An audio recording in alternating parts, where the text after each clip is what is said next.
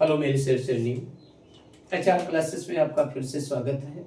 मैंने अगली कक्षा में बताया था कि रचना के आधार पर शब्द को कितने भागों में बांटा गया था। अब अर्थ के आधार पर शब्द को कितने भागों में बांटा गया है। मेरे प्यारे बच्चों, अर्थ के आधार पर शब्द को हम 4 भागों में बांटते हैं।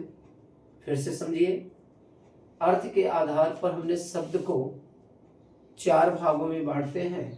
नंबर 1 है एकार्थी शब्द, नंबर 2 है अनेकार्थी शब्द, नंबर 3 है समानार्थी शब्द और नंबर 4 है विलोम शब्द। ये 4 प्रकार के ही शब्द आपके समझ प्रस्तुत हैं।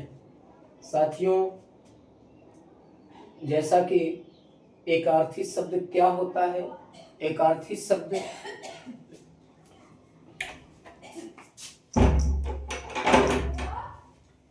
एकार्थी शब्द वे शब्द होते हैं जिनका प्रयोग हम एक अर्थ में किया जाता है। ऐसे शब्दों को हम एकार्थी शब्द कहते हैं। जैसे गंगा, पटना, घर, मैदान, ऐसे शब्दों को हम एकार्थी शब्द के नाम से जानते हैं। नंबर 2 है अनेकार्थी शब्द। ऐसा शब्द जिनका प्रयोग हम अनेक अर्थों में किया जाता है। ऐसे शब्दों को हम एकनार्थी शब्द कहते हैं।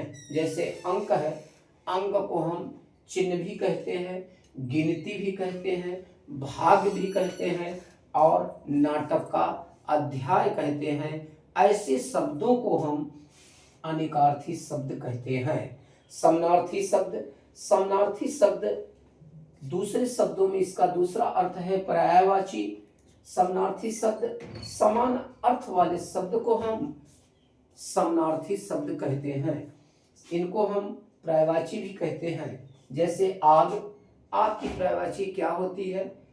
आग, अग्नि, अनल, पावक, दहन, ऐसे शब्दों को हम समानार्थी शब्द कहते हैं। जैसे कटु है, कटु का और कौन कौन से शब्द होते हैं इनके, जैसे कठोर, कड़वा, तीव्र, ऐसे शब्दों को हम समानार्थी शब्द कहते हैं।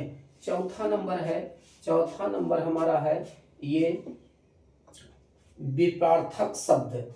इस पहले से स्क्रीनशॉट लीजिए, इसको आप या नोट कर लीजिए।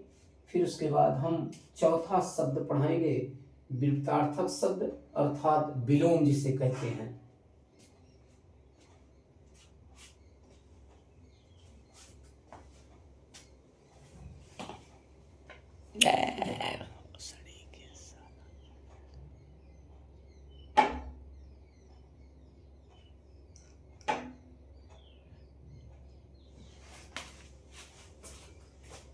आइए,